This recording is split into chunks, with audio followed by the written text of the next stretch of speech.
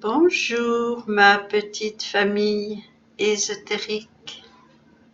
Je suis bien contente de vous retrouver. J'espère que vous allez tous bien.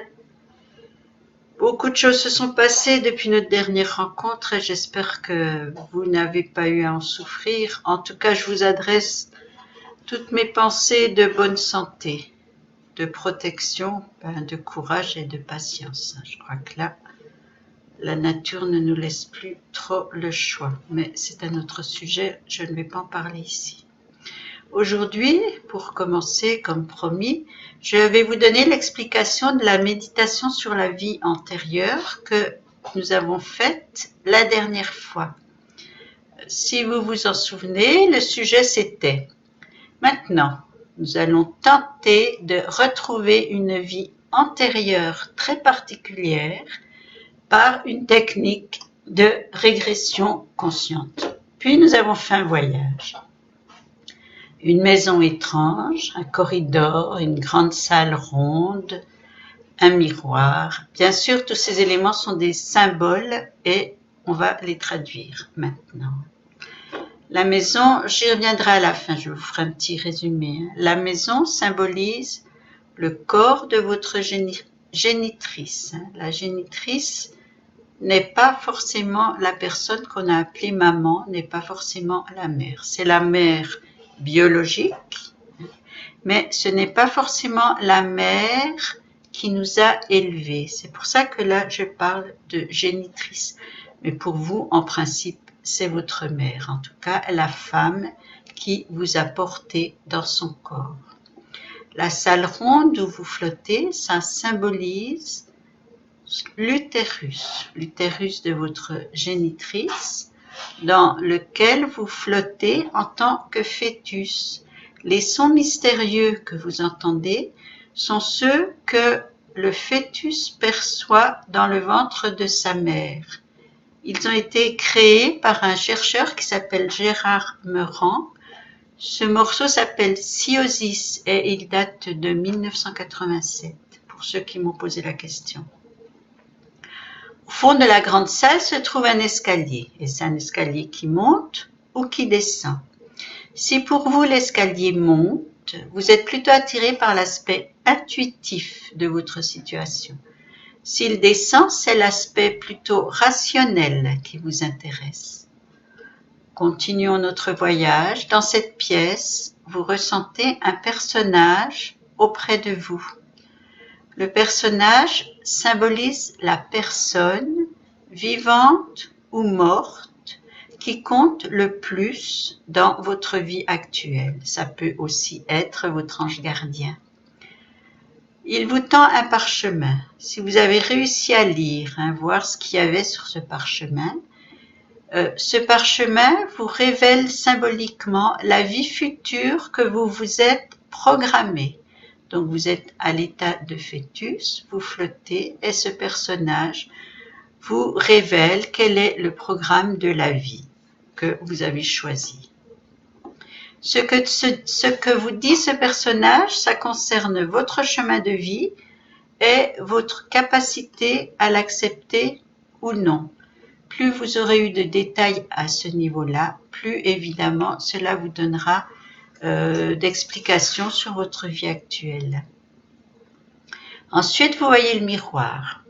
Ce miroir, c'est la séparation symbolique entre maintenant, votre vie actuelle, que là vous revivez en tant que fœtus, et avant, c'est-à-dire votre vie précédente, ce qui s'est passé avant que vous soyez à cet état de fœtus. Allez-vous traverser le miroir? Cette décision n'appartient qu'à vous. Très significative aussi, réfléchissez à tout ça. Si vous ne traversez pas le miroir, reculez jusqu'à la porte. Fermée, elle vous invite à continuer l'expérience. Ouverte, elle vous invite à arrêter parce que là, vous pouvez ressortir. Inconsciemment, c'est vous qui avez décidé de l'ouvrir ou de la fermer. Souhaitez-vous ou non retrouver vos vies antérieures? Quand je vous dis reculer sans quitter le miroir des yeux, ça signifie qu'on ne peut pas tourner le dos à notre vie d'avant, à notre avant-vie. Même si on ne souhaite pas la connaître, elle reste là, derrière le miroir. Donc, on recule. Par contre, petit rappel, quand vous êtes dans l'astral, avant, après, devant, derrière, à droite, à gauche, en haut, en bas, tous ces termes-là n'ont plus la même signification puisque l'espace n'est plus le même. Donc, fiez-vous surtout à ce que vous avez ressenti. Si à ce moment-là, vous vous êtes quand même retourné, essayez de comprendre pourquoi. Pour ceux qui acceptent de traverser le miroir, vous découvrirez alors votre avant-vie, c'est-à-dire ce que vous étiez avant d'être ce fœtus actuel. Il s'agit de la dernière chose, du dernier événement que vous avez vécu avant votre gestation présente. Vous avez traversé le miroir, vous avez vécu cette expérience. Maintenant, vous pouvez vous retourner, puis vous ressortez. Et le voyage est terminé. Qui avez-vous découvert? À vous de l'analyser. À ce propos, si vous ne vous souvenez de rien ou s'il ne s'est rien passé, ce n'est pas grave. C'est simplement le message que vous n'êtes peut-être pas encore prête ou prêt à faire cette recherche. À ce moment-là, il vaut mieux peut-être attendre ou alors réessayer. Faites toujours comme vous ressentez. Faites toujours comme vous ressentez. Je passe mon temps à vous dire ça et ça, c'est très important. Faites toujours comme vous ressentez. Ne vous laissez pas dicter votre vie par les autres. Je vais résumer les interprétations, du moins pour ce voyage-là, parce que les interprétations diffèrent suivant les programmations avant le voyage. Donc, dans ce cas précis, la traversée du miroir révèle la dernière scène, le dernier événement que vous avez vécu avant la conception. Pour les symboles, la maison magique, c'est le corps de la mère génitrice, j'insiste, la génitrice qui n'est pas forcément votre mère ou la personne que vous appelez maman. La petite entrée étroite, rose, c'est le vagin par lequel on passe à la naissance. La grande pièce blanche et voûtée où l'on flotte, c'est l'utérus. L'escalier, c'est un premier retour avant la conception, le passage vers les vies antérieures. Le miroir cache ce qu'il y a eu avant. Donc, comme je vous l'ai dit, le dernier événement vécu avant notre état de fœtus. Dans cette histoire, le voyage se fait dans le sens naissance, gestation, conception, puis avant la conception. Je rappelle que les interprétations peuvent varier et que celle-ci ne concerne que cette méditation. Par contre, par cette méthode, vous pouvez aller plus loin et rechercher vos vies antérieures. Pour cela, il suffit de programmer avant la séance. Par exemple, au cours de cette séance, je veux retrouver la vie antérieure la plus proche de ma vie actuelle. Ou alors, au cours de cette séance, je veux retrouver la vie où j'ai rencontré pour la première fois telle ou telle personne. Essayez de vous souvenir de ce que vous revivrez, mais n'oubliez pas que le but de ce travail est toujours la coupure du lien karmique, donc le pardon. Ce qui signifie que si vous n'arrivez pas à accéder à vos vies antérieures, c'est que vous n'êtes pas encore suffisamment dans cet état d'esprit de pardonner, parce qu'on découvre vraiment des choses qui peuvent être épouvantables, et effectivement, il faut pardonner. Ce qu'on retrouve dans les vies antérieures explique beaucoup de ce qu'on vit dans la vie actuelle, mais ce travail est fait pour couper le lien karmique, hein, pas le renforcer. Et la seule façon de couper le lien karmique, c'est de pardonner. Donc, tant que ça ne marche pas, vos régressions, n'insistez pas. C'est que vous n'êtes pas suffisamment dans le pardon, hein, pour pouvoir faire ce travail.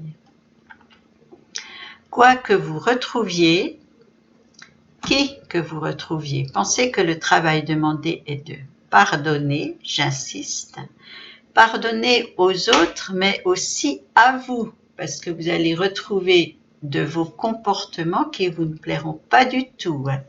Souvenez-vous, on a tous été bourreaux et victimes, et le but de ce travail, c'est d'évoluer, si possible spirituellement, et d'accéder au pardon.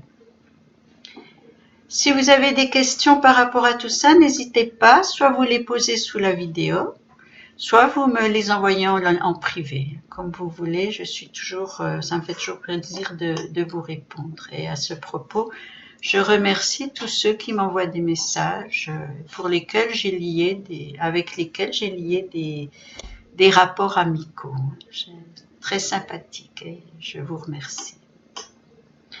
Voilà, maintenant nous allons passer à la suite que j'ai appelée confinement à nous deux. Bon, c'est assez humoristique, mais vous verrez que oui, je ne vais pas revenir sur les instructions qu'on nous a fait plus de 1000 fois par jour et que j'en suis sûre vous connaissez et respectez tous par rapport à la situation de virus que nous vivons actuellement. La situation mondiale. Par contre, en cette période si particulière qui nous invite à nous retrouver nous-mêmes, face à nous-mêmes, je vous propose de tenter une expérience qui de prime abord semble anodine, mais elle peut paraître impossible à certaines personnes. Et dans ce cas, c'est la même chose, ne forcez pas. Quand vous n'arrivez pas à faire quelque chose, ne forcez jamais. C'est que vous n'êtes pas encore prêt, ça ne sert à rien de forcer. Ça viendra plus tard. Cette expérience, c'est l'expérience du miroir, c'est-à-dire qu'il vous faut un miroir où vous pouvez vous voir en entier. Isolez-vous devant ce miroir, j'espère que c'est possible. Isolez-vous devant ce miroir.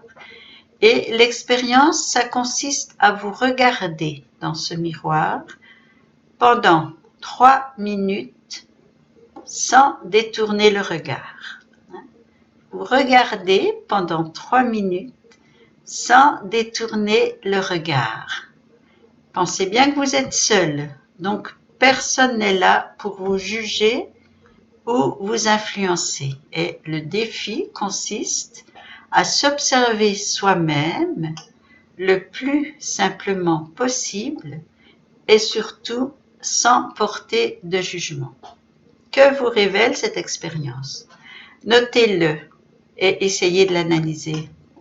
Quand vous aurez passé ce premier stade de non-échappatoire, vous pourrez tenter l'expérience suivante, toujours dans le miroir, mais cette fois, vous regardez pendant 5 minutes. Le but de cette expérience très révélatrice est de s'accepter soi-même, d'accepter son physique, d'apprendre à l'aimer quel qu'il soit, de devenir tolérant avec soi-même. C'est une expérience que vous verrez, trouverez très révélatrice, hein, qui a l'air extrêmement facile, mais qui va vous apprendre beaucoup de choses. Mais essayez de la faire. C'est tout ce que je vous demande aujourd'hui. Hein. Entraînez-vous à ça. Essayez de vous regarder le plus sincèrement possible devant le miroir, de discerner votre âme plus que votre corps, d'apprendre à vous accepter, d'apprendre à vous aimer, d'apprendre à tolérer, à vous tolérer. Alors, je vous souhaite une bonne découverte à tous et surtout, restez sincères. En attendant, je vous embrasse de loin, évidemment, et je vous dis à bientôt. Au revoir et bon courage pour la suite. Au revoir.